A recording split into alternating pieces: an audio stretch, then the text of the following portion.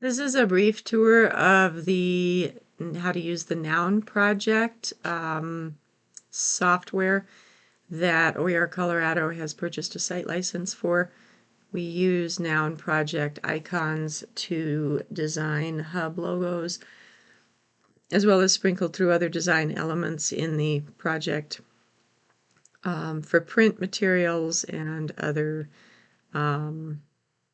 files associated with the project, such as PowerPoint as well.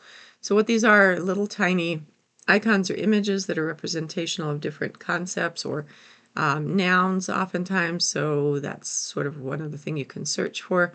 We're on the home page right now where we can search for all sorts of things.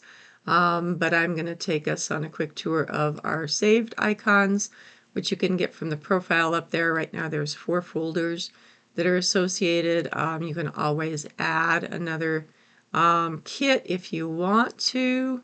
Right now we're going to take a quick tour of favorites here, just to see that these are all different icons that have been associated with a specific hub or some sort of design, or maybe they're saved actually here because they weren't used initially, but they were something of interest that might be able to be used on a hub in the future just because it fit sort of the overall design and style that the OERColorado project looks for.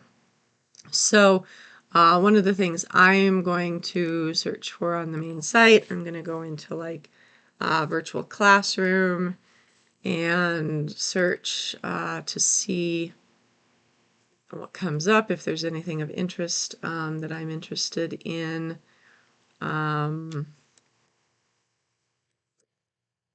This looks interesting, so maybe we do this. Up here at the top, you can see whether or not you've actually saved this image or not already. The plus sign means that it's not currently saved to one of our folders, so I'm going to hit plus. I'll just put it in favorites for right now.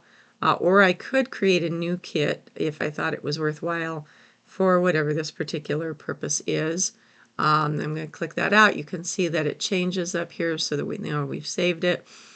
Down here I can adjust the color on it. Right now most of these are set to white because they are used for hub icons, and those are typically white and go on a darker colored background.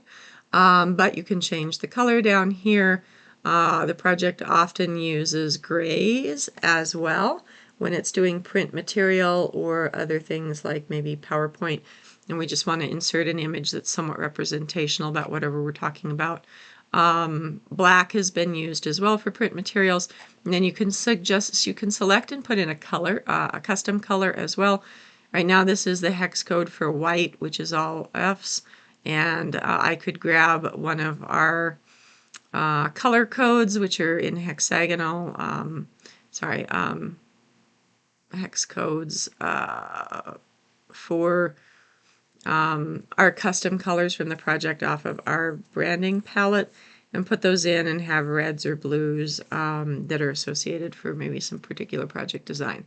I'm going to download these. Typically we download them as PNGs, and I think that's pretty much it. You know, searching, sometimes you might search by what you are anticipating and get what you something back. Other times you have to get really creative in terms of your search to find what it is that you are looking for. But in general, this has been a really excellent site that helps us to very quickly respond to design needs for the project.